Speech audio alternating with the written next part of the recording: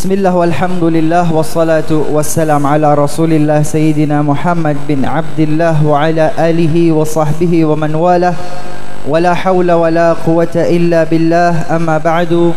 Subhanaka la ilma lana illa ma 'allamtana innaka antal alimul hakim wa tub alaina innaka antat tawwabur rahim. Rabbi shrah li sadri wa yassir li amri wahlul 'uqdatam min lisani yafqahu qawli.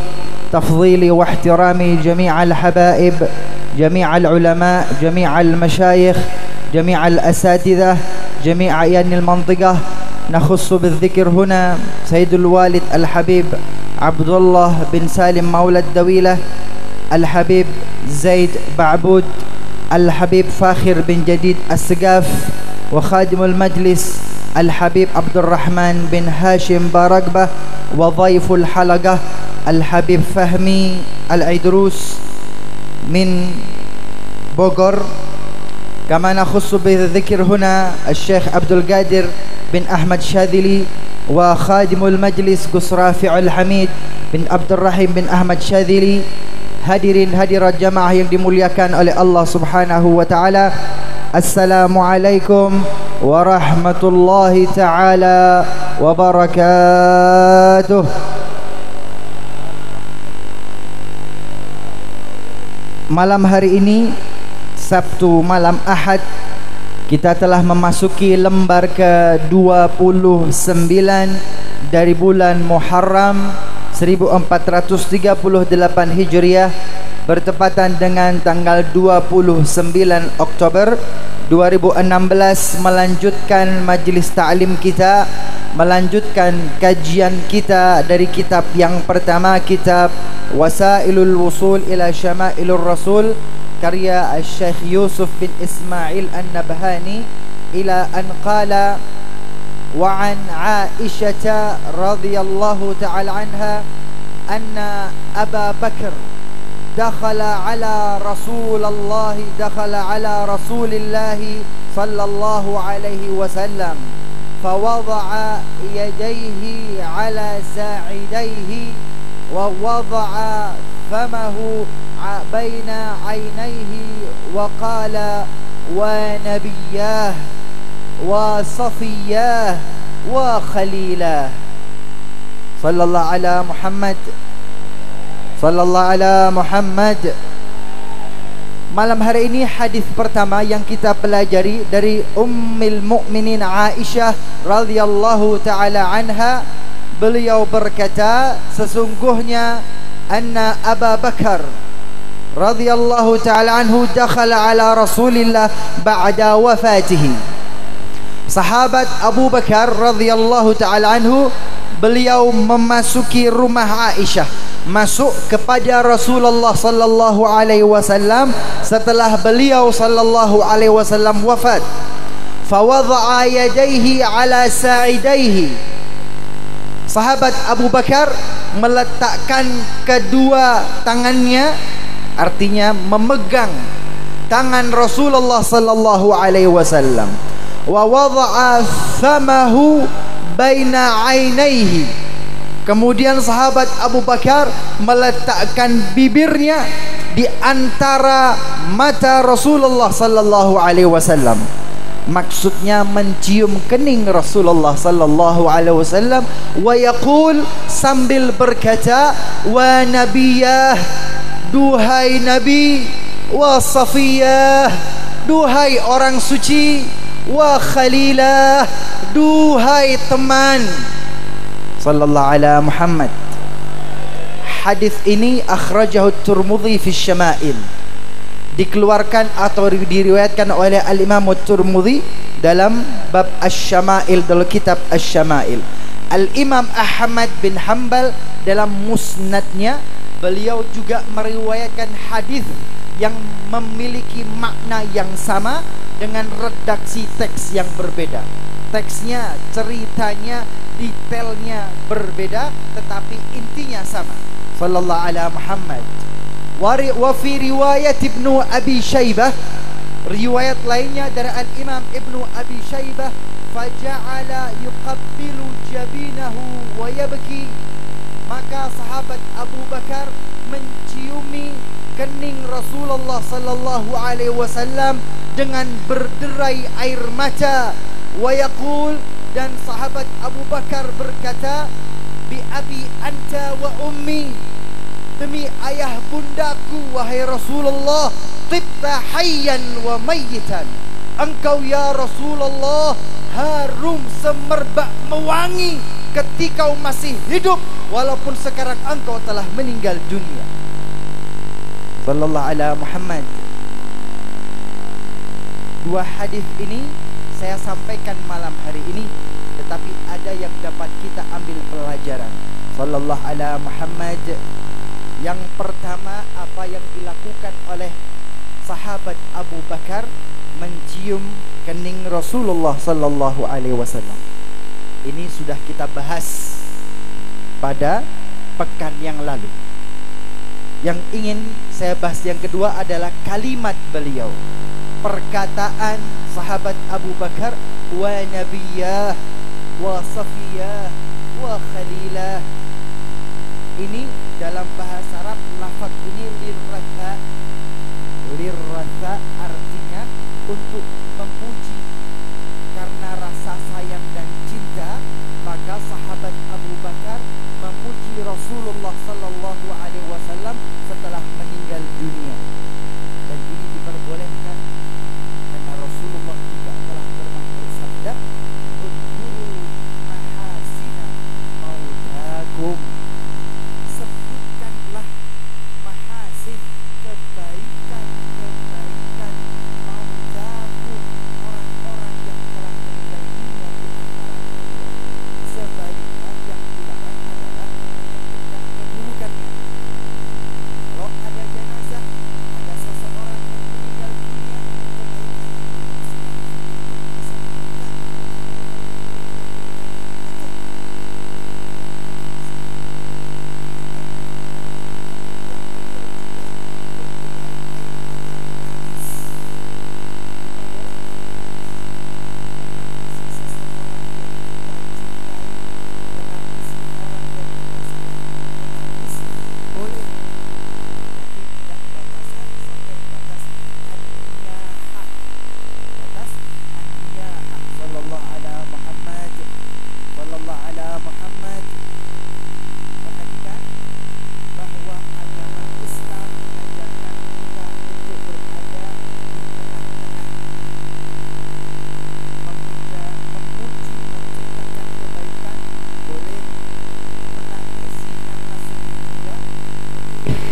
ini adalah yang tengah-tengah, ini yang moderat. Khairul umuri awsatuha, segala sesuatu itu yang baik adalah yang pertengahan, yang sedang-sedang saja. Sedih boleh tapi tidak terlalu sedih.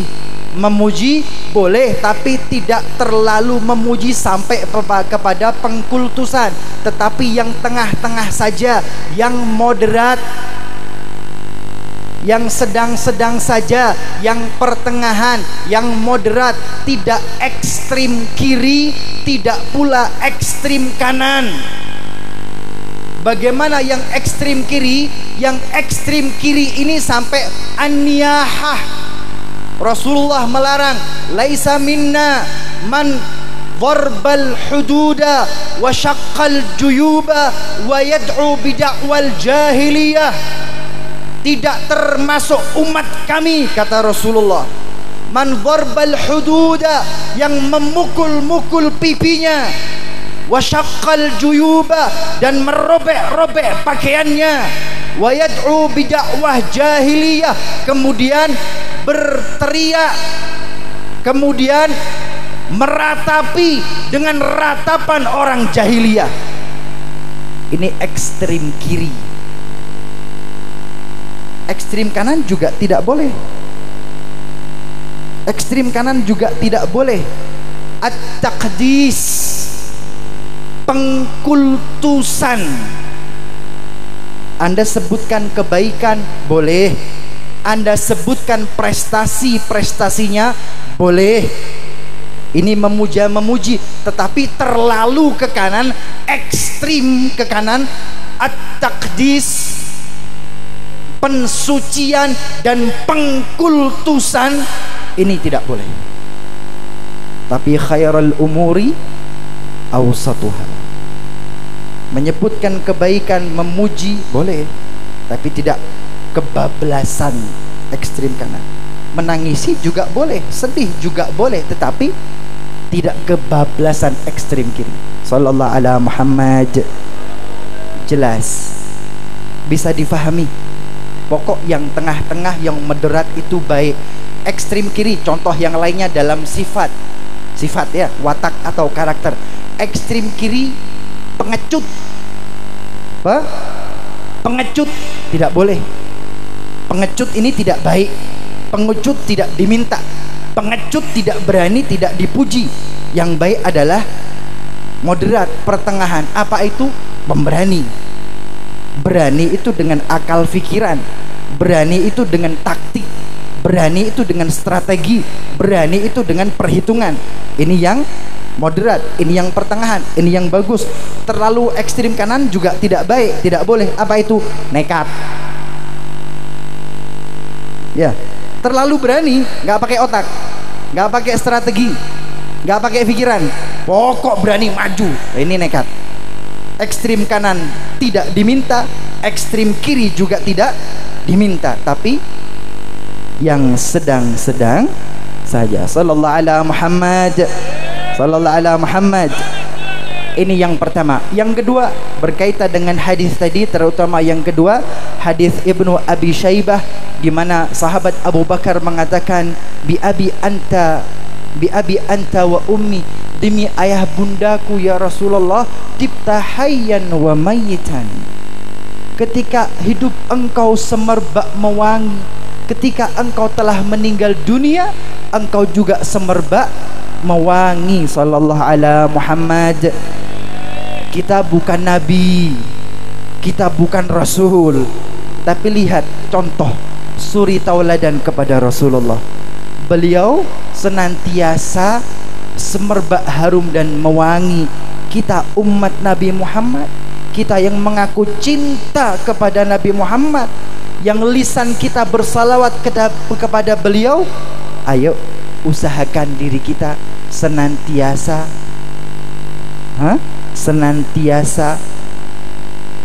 apa?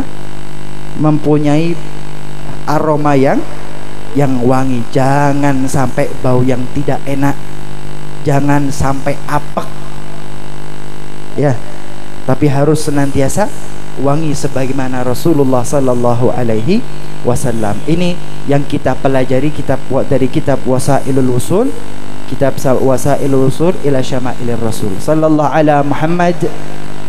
Melanjutkan kajian kita dari kitab yang kedua, kitab Ar-Risalatul Jami'ah karya Al-Habib Ahmad bin Zain Al-Habshi rahimahullah ta'ala, wa nafa'ana bihi wa bi'ulumihi fid dharaini amin Allahumma amin. Ila an qala sallallahu ala Muhammad.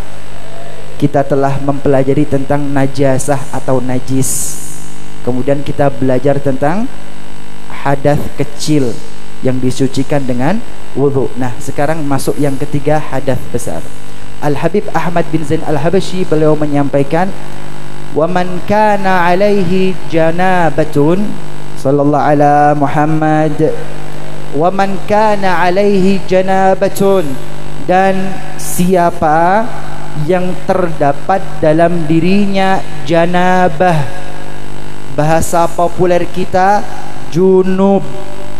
Janabah atau junub ini berlaku bagi pria maupun wanita.